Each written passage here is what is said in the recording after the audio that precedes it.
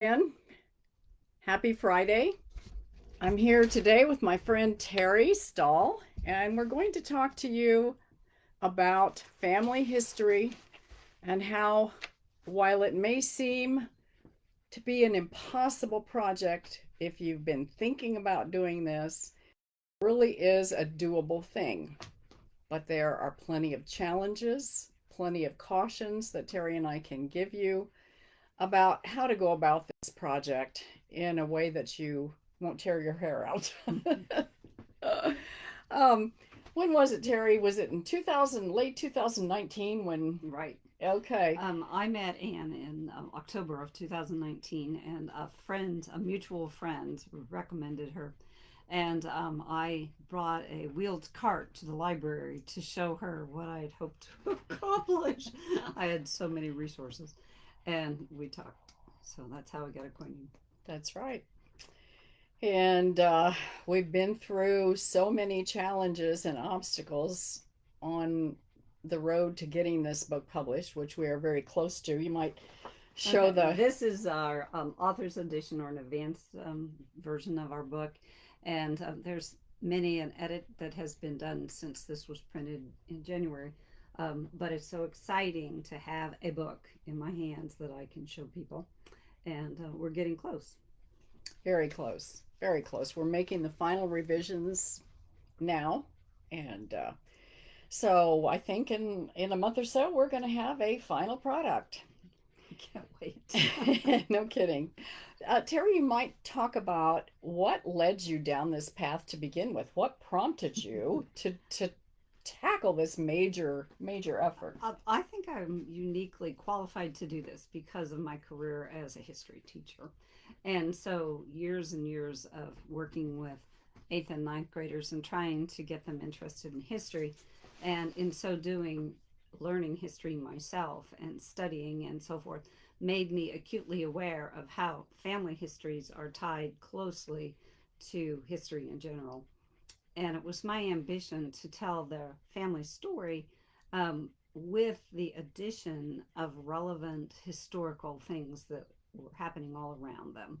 And I had no idea how far that would take me. But once you sort of get in the swing of it, then it becomes more and more interesting. And then you think, oh, I could check this. Oh, I could go there. I could do this. And it all kind of meshed together. So that was exciting to kind of bring those two disciplines together. And the second part of that was the family history part. And I've been collecting family information for many years. It just seemed like the stories were fascinating to me, and I wrote them down. And especially late in my dad's life, it gave us something to talk about when his health was failing, and he was so appreciative. And then I started asking his siblings and my mom's siblings and just about anybody else who would listen. And the stories, the numbers of stories, and the interconnection of the stories became more clear to me. And so I wanted somehow to bring all that into a written form, into a book. So, Yes, and it I had no idea when Terry first approached me the scope of this project, the complexity of it, but she helped pave the way for this by having a clear set of expectations and a vision of where she wanted to go with this book. This has been a learning experience for me as well as for Terry. oh, definitely. And part of the reason is because while I've published many books for people, memoirs, children's books, um, my own memoir, many small books for people, I have never published one that was this ambitious, this complex, this rich in images. But Terry gave me a really good start on this image by presenting me with her social studies book that she taught from for years, right? Yes, it's a Kansas land book written by Jenny Chin, who works for the Kansas Historical Society. I think she's the director right now. Okay.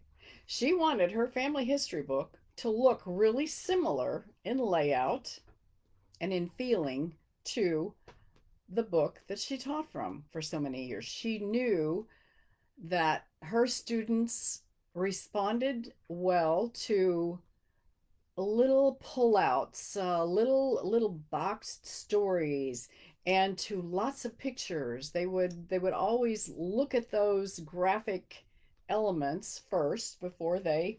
Right. And modern people are like that. We are lazy. We are used to seeing Yes. something, not just hearing Yeah. something. And also, it's a great way to use what your family has collected because nobody wants to be the custodian of all that stuff. I mean, This is true. there's documents, there are trinkets, there are um, some things that are very ordinary, but they speak to me. Like, for example, I have a wooden spoon that was my mother's, or And she used it to spank you guys, right? uh, Occasionally. only very rarely. But the point is that this way they could all kind of come together to tell the story. And I knew that if I could get somebody to pick up the book off the coffee table and get sucked in by the images, that there was a greater chance they'd actually read the story that goes with those images. So, yeah, that was my goal, was to put lots of images in there. And we did. We put in a lot of images. And I think this is a groundbreaking book, partly because of that, and partly because of Terry's vision and imagination when it came to using the family artifacts in a very unique way. And that was, she would put together in the different parts of the book, she would organize the artifacts that she had that went with a particular section of the book. For example, this one is post war prosperity. And all of these little trinkets that she has here, she put them into a collage because she luckily happens to be a photographer as well as a teacher, history teacher, and a gifted seamstress, quilt maker. So she took all of these elements and put them on a black cloth and photographed them, and then we identified them along the side so that people will know what is this mess of stuff that they're looking at, which have a lot of meaning to her and her family, Yeah. but you know may not have any significance to the average reader until they get to looking at them Well, and so realizing what they for are. example, on this particular collage, this would be essentially the 1950s. There's a baby shoe. There are Girl Scout merit badges. There are membership cards like to the Grange and the Scouting. There's a rosary and a Cinderella watch, earrings that my mom wore, dainty handkerchiefs, a bow tie, Yeah. postcards, a fountain pen. So these were things we used every day and we treasured for some reason or other, and they are still with us. And I'm just tickled that I could put them together in some meaningful fashion. So, yeah, that was fun to do. Yeah. A little complicated, but fun. Yes. Yeah. And I think she had to do a couple of retakes because we realized when we got the picture on the page, okay, where are we going to put the heading for this page? Is it going to obscure any of the elements? And it did occasionally. So she had to go back and reshoot. So Yeah. there's, But it was fun. I didn't realize how many artifacts I had until we sort of hit upon this. And then I just kept digging through boxes and dressers and things and found more things to add to the collection. That was fun. all of the artifacts that all of us seem to inherit or collect, um, we know that they're not going to have any meaning to people beyond our generation unless we show their role in our lives or how they were significant. So I think what she's done here in this book is just fabulous in terms of making use of those items and displaying them in a very effective way. Well, I can imagine some future person saying, "What is a fountain pen?" This is true. This or is whatever. true. But because of the magic of Google, I think they could find that out pretty quickly. Yeah. But it's just an example. these are archaeological finds here, or they will be someday. Right. So the other thing that made this work unique had to do with the way that Terry and I collaborated to put this book together. Never in my publishing career had I ever worked with a client who was so skilled already and had a vision that we could implement. And the collaboration that we did took on such a unique form in that she was looking over my shoulder essentially as I formatted the book. I would place a photograph and she would tell me, "Oh, let's make it, crop it a little bit and move it over here. Maybe we could tilt it." Oh, well, So, we did some of that. That is for absolute certain. yeah, Some of the challenge had to do with some of the decisions we made up front. For example, we wanted things to like topics to end at a logical place. right, So sometimes that meant that we had to decrease the size of photographs, or right. change the layout, Yeah. or even add something to fill space. But particularly at the end of a chapter, it had to either end on the right or a left, depending on where it fell in the book. Mm-hmm. And you had to kind of work toward that. Another thing that I didn't want to do was in magazines, you can say, well, continued on page 72. Well, we didn't do that. And so it did require a lot of jiggling and fussing to make that work. That's right. That's right. And the technology became a real issue sometimes, especially when COVID hit, because Terry had given me all these photographs, which she had to share on a Google Docs file, I believe it was. And in the process of getting going with this book formatting, my computer died. And the program that I was using went through like 3 or 4 updates in this time. And so there was a point where I lost everything that I had begun on the book, like several chapters worth, and I had to start all over. So How frustrating. it Oh, was it's been a trip, but I know that it is well worth it. And the other I want to interrupt. okay. I want to say that Anne is remarkably patient. Um, I had my doubts a few times. I thought, wait, one of those times when you were having major technology issues, I thought you were going to call me and say, well, Terry, I've decided to retire.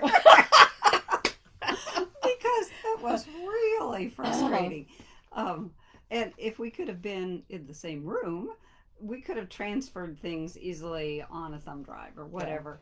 But we were moving things through the internet, and they're big files, and it was complicated. And then you had to get which revision are you working with, and Mm-hmm. making sure that when something was done, it was saved, and it was complicated. It was very challenging to organize the files. Terry is a very organized person. Me, not so much. And I would put the elements for a chapter in a folder, and then later I would figure out, oh, I've got duplicates. So what am I going to do with those? And it was a major nightmare organizationally for me. Yeah, But well, it was for me too.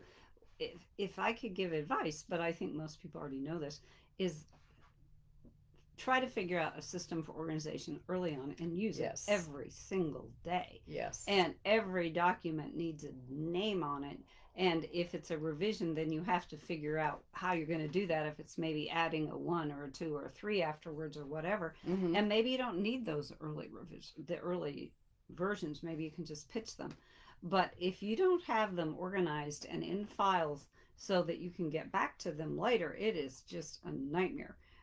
So within a chapter, there would be several parts, and one part I might send in would be the main narrative, and then there might be two or three shorter essays that were separate documents, like an up close and personal, where I talk about something from my point of view, or there might have been maybe a list of captions that I'd worked out or whatever.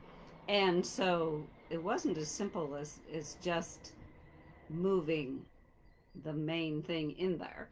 And then as we went, we did a lot of editing. We So did. Anne And would say, "No, no, I think we need to divide this. Well, let's put another heading on this part." You yeah. kind of shifted to a different topic or whatever. So every time we do editing, then that affects placement, and it makes it harder. Yeah, Uh, you had to, if you moved one thing, it ended up making you move several other things. So, but I will emphasize that Terry did have me edit her manuscript in advance.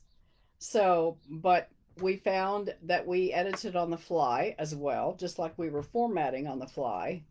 I set up a style sheet in InDesign, which is the program that most book publishers use, and I started off with one set of style sheets, and then when they revised the program and upgraded it, I found out that my fonts were no longer available, so I had to scrap the style sheet, start all over. Those are things that the average person would not, not care about, not be interested in, but believe me, they made it very challenging. But I still think that when all is said and done, that this is going to be a wonderful, groundbreaking book, I think. well, I don't know if it's breaking ground, but I certainly poured my heart and soul into it. She did. She Um, did. One of the things that we had to resolve, and this was a hard one for me, but once we figured out the solution, it was exciting. My book is written in the third person. So it talks about my parents and grandparents, and it says Thelma and Joe did this or that. But occasionally that wasn't good enough. There were times when I wanted to tell the story from my point of view. What did I think, feel, and experience at that time in history? And so, how do we switch from third person to first person? And our solution was to create a separate text box, and we gave it a name, which was Up Close and Personal. And we chose a motif from a quilt, and we chose a background so that it looks different than the rest of the text. And usually those are no longer than a one column, but they explain something that I felt was very important and that I wanted my voice. I You wanted to. might give an example of that. Okay. Well, one of the saddest ones probably. My mother had learning disabilities, but she was a remarkable woman, and she did so very much. And I admired her for that. And I became aware of it when I was probably in the seventh grade. At that time, I was helping mom read the book that came with her sewing machine, and it was just crystal clear to me what it meant, but it wasn't to mom. And so I became my mother's teacher often.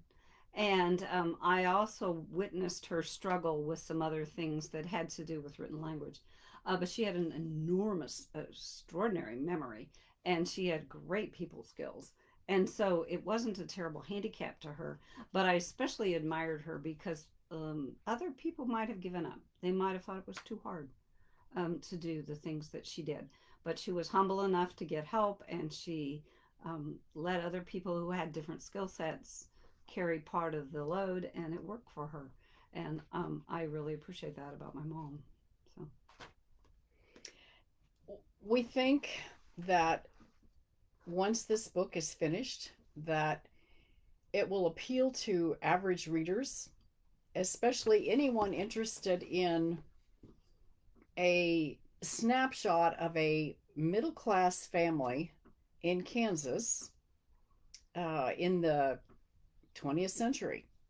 Um, I know we're in the 21st century now, but well, though it really is. My mom and dad were born in 1918, and they died early in the next century, and their life experiences were intense. So they experienced the Roaring Twenties, and particularly the ones that most affected their lives were the Depression years and the drought, immediately followed by World War II.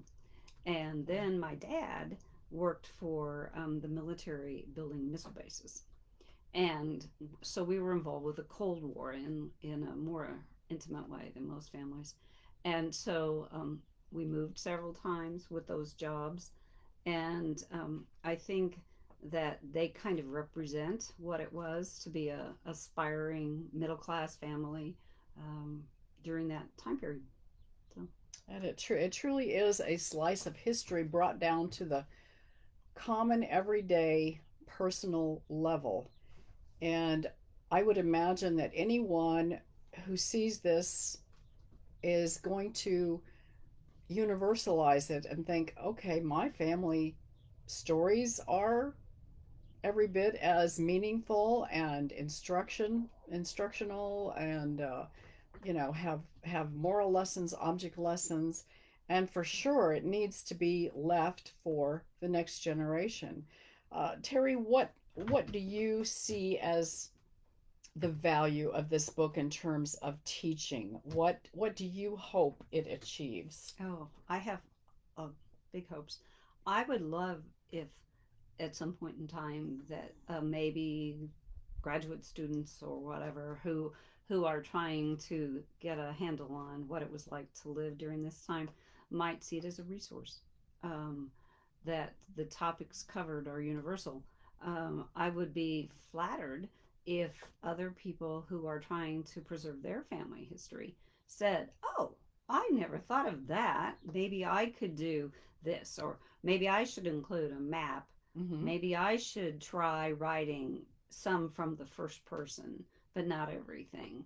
Or perhaps I could dig out more of the artifacts and salt and pepper them in through the manuscript."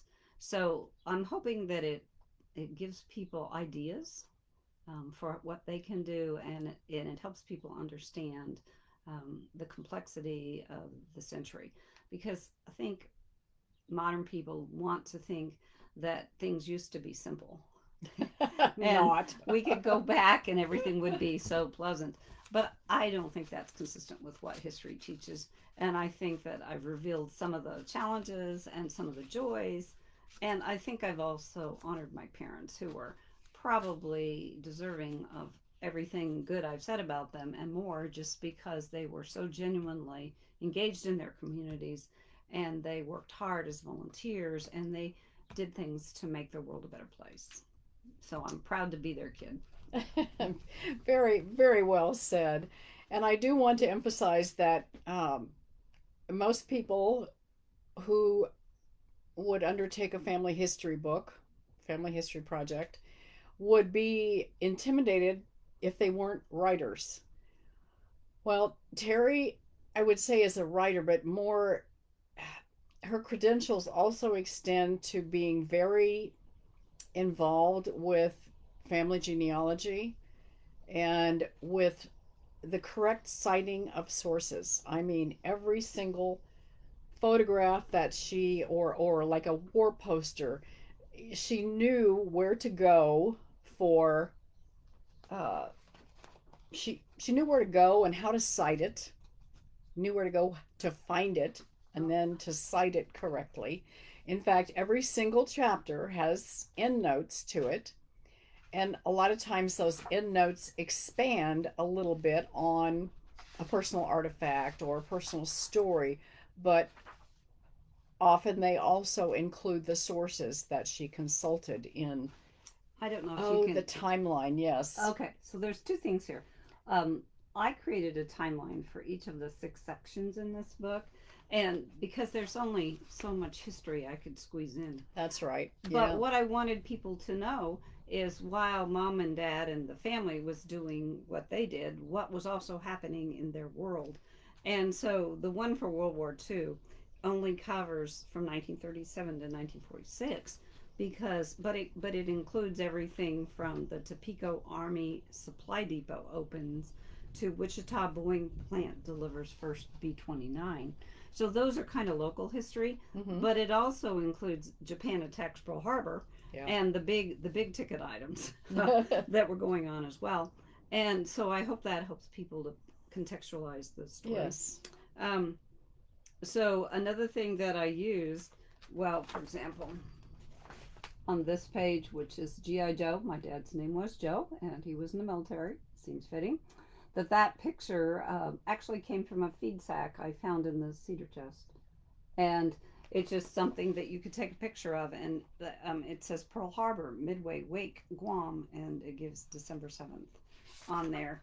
And then later I went back through and I found like this. These are readily available online, but this is a propaganda poster from World War II. And it was fitting because my parents worked in the war industry, and it says, "Ready for anything, thanks to you." And certainly the civilians were an important part of making the war a success. So it was fun to find those things, and since those are in the public domain, they were easy to use. So, Yeah. But she does have serious credentials as a genealogist and a researcher, along with being a teacher. She has done a program, a research project on the orphan trains that came through Kansas. So she's recognized as a serious historian. well, and I'm a docent out at the Kansas History Museum. Although I've not been giving many tours since COVID came along, but it was such a natural fit with my teaching career that it was a logical place for me to volunteer, and I always enjoy interacting with the people who visit the museum. So, I've got to get out there one of these days now that it's reopened, I think. yeah. All these museums closed during COVID, and there went my bucket list of places to visit in Kansas. So, but we just want to, in summary, uh, mention that these projects are doable. They're not for the faint-hearted, but they are going to be such a valuable way to preserve your family history, your family's legacy. So, My best advice is start small. yeah, And you don't have to write a book, write a story. yeah, there you So go. maybe there's one set of memories associated with a family vacation, or that Christmas when you got your bicycle, or whatever, that you could just start by telling little stories, and then eventually they all can kind of come together. Um, there's so many topics. Like, school was significantly different back then than it is today. So talk about what school was like for you and your peers and your family, um, or discuss maybe your first memories, that the first time you experienced someone's death in the family, or a family move, or how technology changed your lives. I can't imagine how different it would have been. My mom did not get a radio till 1939. She was like 21 years old. Just the idea to have music in the air, to have programming to listen to, how dramatically that must have changed their lives. And so in our generation, it would be, what were we doing when we got or saw or used the computers for the first time? Yeah. And how do we integrate those into our lives, and so on and so forth. But you don't have to write a book. Just start with something that is on your mind you need to tell about, and start there, and then just keep going.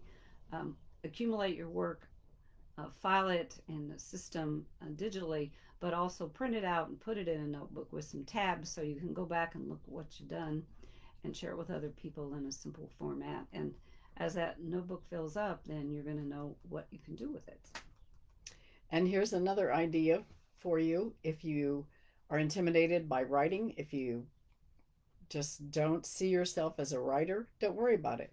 Start dictating your stories to uh, a voice record app on your phone, or do it as a video, a selfie video, but just get the stories recorded in some format. Don't worry.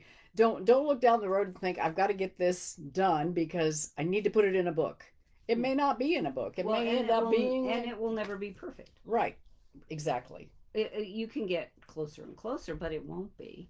I mean, there's always more you could have done, or maybe you could have said it better, or added something. But anything you do will be prized and treasured by those who come after you, and don't let that hold you back. And know that there are all kinds of programs on the computer that help you with your grammar and spelling and so forth. Much easier to do than it used to be.